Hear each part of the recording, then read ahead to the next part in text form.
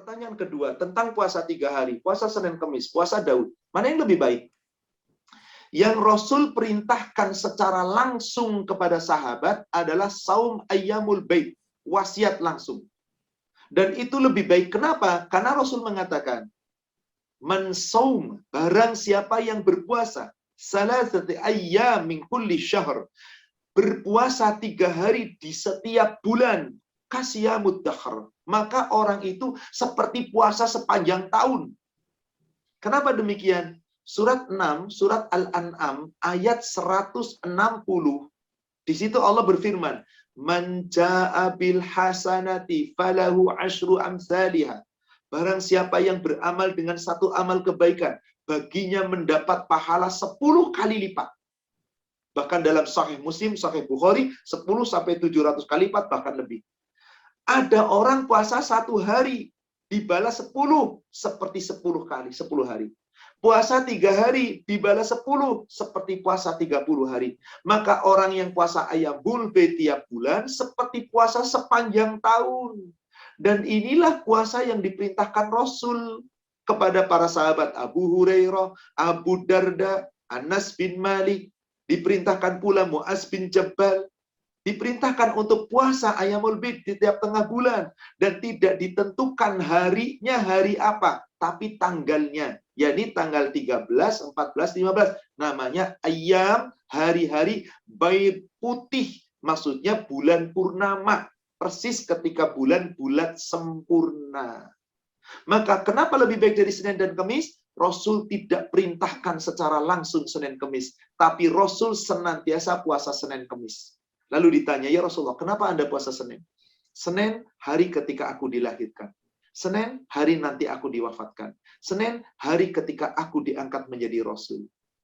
Dan yang lebih utama lagi, di Sahih Muslim diceritakan, kenapa Rasul puasa Senin dan Kamis? Kata Abu Hurairah, karena pada hari Senin dan hari Kamis itu diangkatnya amal-amal anak Adam. Setiap pekan 2 hari.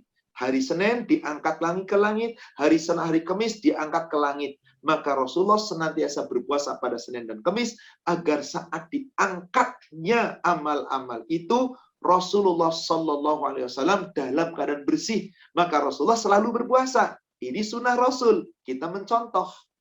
Tapi kalau Ayyamul Bid perintah, langsung diperintahkan. Kalau Senin Kamis, Rasul tidak perintah secara langsung, tapi beliau contohkan. Bagaimana puasa Daud? Rasul nggak pernah perintah puasa Daud kepada seluruh umatnya. Rasul sendiri tidak pernah melaksanakan saum Daud. Ingat, saum Daud adalah saumnya Nabi Daud, hukumnya wajib.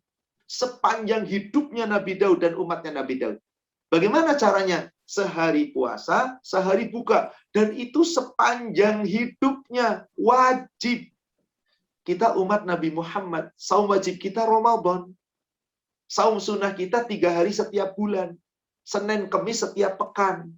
Lalu di bulan tertentu seperti Syawal, 6 hari Rasul perintahkan. Man shoma Ramadan, summa yatba'u sitta min Syawal. Kasiyamud dahr. Siapa yang puasa di bulan Ramadan, diiringi 6 hari di bulan Syawal, maka seperti puasa selama 1 tahun. Nanti di bulan Zulhijjah ada puasa dari 1 sampai 10, tapi karena 10 itu haram, karena itu Idul Adha, maka 1 sampai 9 terus. Kalau toh tidak, 9-nya Arafah, jangan tinggalkan.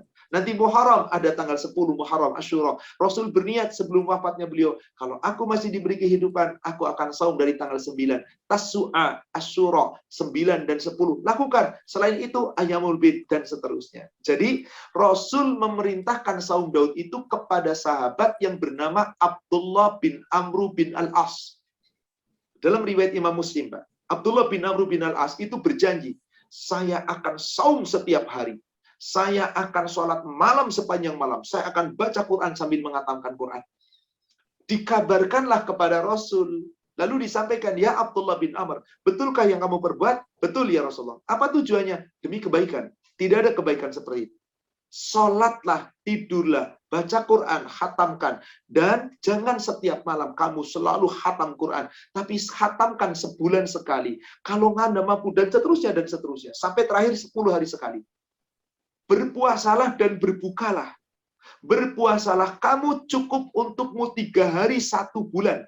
Maka puasamu 3 hari dalam 1 bulan seperti puasa sepanjang tahun.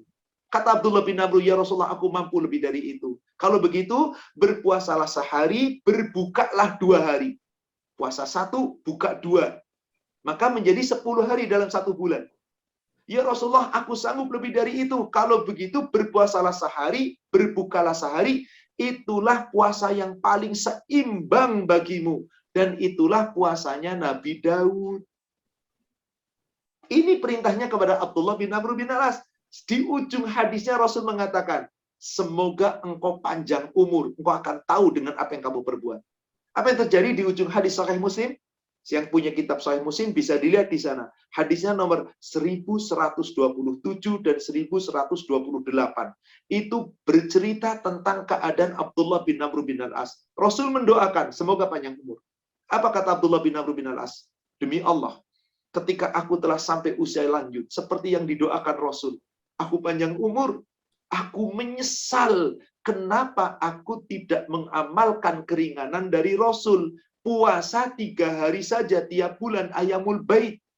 Jika aku mengamalkan puasa 3 hari 1 bulan saja, itu lebih baik dari keluarga dan harta yang aku miliki.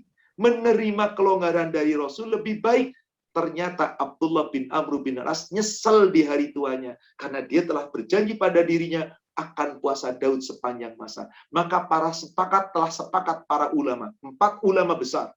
Imam Abu Hanifah, Imam Malik bin Anas, Imam Syafi'i, Imam Ahmad bin Hambal. Semua imam ini mengatakan, saum Daud itu bukan sunnahnya untuk umatnya Rasulullah. Tapi bolehkah umat Rasulullah saum Daud? Boleh, bagi yang mampu. Tapi jangan sampai memaksakan diri, sehingga apa? Dengan lemesnya saum Daud sehari puasa, sehari buka, akhirnya ibadah yang lebih utama diabaikan. Sholat malam jauh lebih utama. Puasa ayamul bid jauh lebih utama. Akhirnya apa? Dengan saum Daud, ada yang terabaikan. Belum lagi kewajiban yang lain. Maka yang tidak mampu jangan memaksa. Tapi yang mampu silakan. Hanya sekali lagi, kita umatnya Rasul. Rasul nggak pernah saum Daud. Rasul perintahkan saum Daud hanya kepada sahabat Abdullah bin Amr bin As. Maka cari hadis bahwasanya perintah saum Daud itu hanya kepada Abdullah bin Amr bin As. Demikian, wallahu a'lam.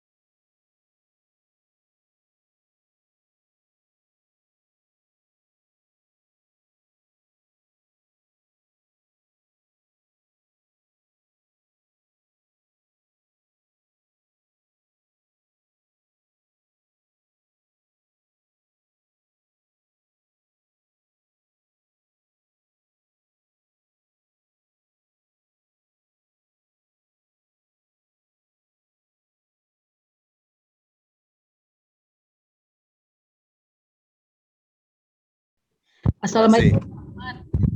Waalaikumsalam warahmatullahi wabarakatuh. Pak Asril, barakallahu fiik. Silakan Pak Asril. Ya. Tadi Bapak sudah menerangkan wasiat Nabi kepada sahabat, para sahabat. Satu, ayamul bait. Yang kedua, duha. Yang ketiga, salat witir sebelum tidur. Apakah ada nasihat Nabi yang lain Pak kepada para sahabat? Baik. Memang Rasulullah itu ketika memberi nasihat dilihat kepada sahabat itu seperti apa keadaannya. Ada nasihat secara umum, Pak. Suatu ketika seorang sahabat yang namanya Robi'ah bin Ka'ab al-Aslami, beliau seorang fakir. Dan beliau adalah salah satu yang diangkat anak oleh Rasul sebagaimana Mughirah bin Syu'bah, Anas bin Malik, dan yang lain. Pada suatu ketika Rasulullah mendatangi Robi'ah bin Ka'ab al-Aslami. Apa yang didatangi kemudian? Ditawarkan ghanimah, Pak, harta kekayaan, rampasan perang dan fai'i. Ya Robi'ah, sal, wahai Robi'ah, aku punya harta kekayaan, mintalah. Aku punya ghanimah, mintalah. Ditawarin orang fakir sekelas Robi'ah, ditawari harta rampasan. Seharusnya ditawari harta mau. Apa jawab Robi'ah? Ya Rasulullah, inni as'aluka murafaqataka fil jannah. Hadis sahih riwayat Imam Muslim dari Robi'ah bin Ka'ab al-Aslami. Ya Rasulullah, aku hanya minta kepada Anda agar aku bisa tetap menemani Anda di surga. Ditawari dunia, mintanya surga. Qala Rasulullah berkata kembali, awa ghairu dzalika ya Rabi'ah. Wahai Rabi'ah, aku tawarkan kepadamu dunia, kekayaan. Kamu minta surga. Selain dari surga, surga nanti di akhirat. Ini di dunia sekarang. Awa ghairu dzalika, adakah permintaan lain selain surga? Qala Rasulullah, kemudian Rabi'ah berkata, menjawab, huwaza. Enggak, saya enggak ingin dunia ya Rasulullah. Aku enggak mau terima dunia yang kau tawarkan ya Rasul. Aku hanya ingin menemani Anda saja di surga. Allahu Akbar. Melihat jawaban sahabat yang mantap hanya ingin surga bersama Rasul. Maka Rasul minta wasiat. Inni as'aluka ala nafsik.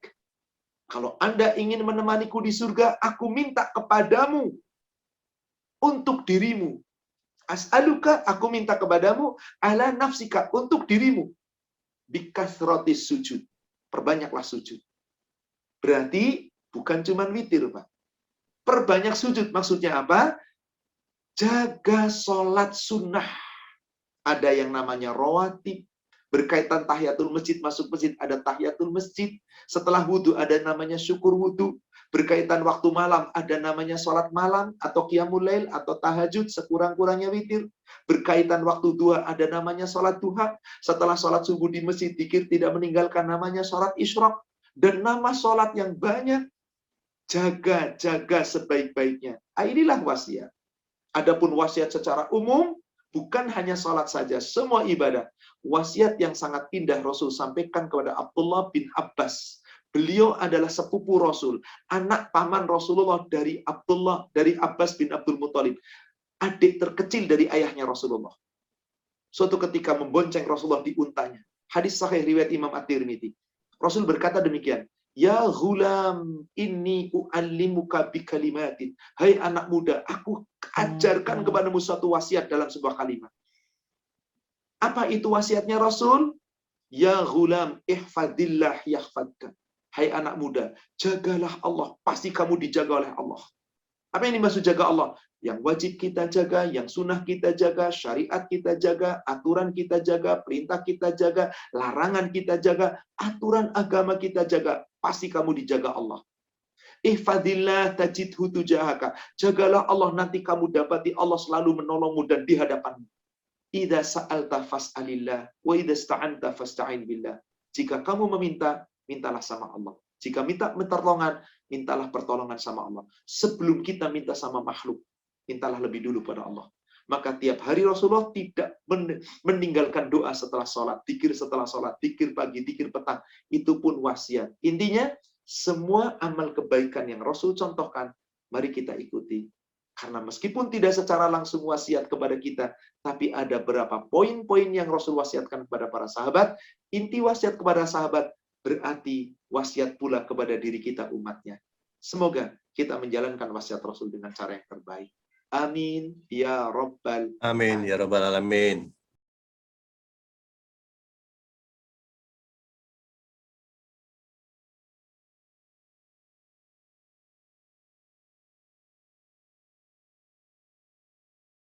Bagaimana ibadah-ibadah sunnah?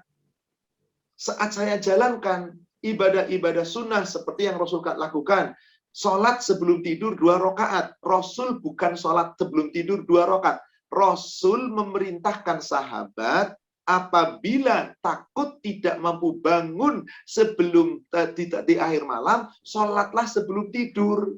Silahkan tahajud 2 rakaat. Lalu witirnya 1 rakaat, boleh. Witirnya 3 rakaat, boleh. Witirnya 1 rakaat, 5 rakaat, boleh. Tahajudnya 4 rakaat, boleh. Bagaimana sholat sunnah yang jumlahnya lebih dari 2? Sebaiknya 2 rakaat salam. Sebab dalam hadis riwayat Imam Bukhari Muslim dari Abdullah bin Umar, Rasulullah SAW bersabda, "Sholatul lail mathna mathna." Sholat malam itu yang paling baik adalah 2-2. Apa itu 2-2? 2 rakaat salam, 2 rakaat salam. Adapun witir 3, 2 salam, 1 salam. Bagaimana kalau witir 3 sekaligus? Boleh, karena Rasul pun pernah melakukan seperti itu.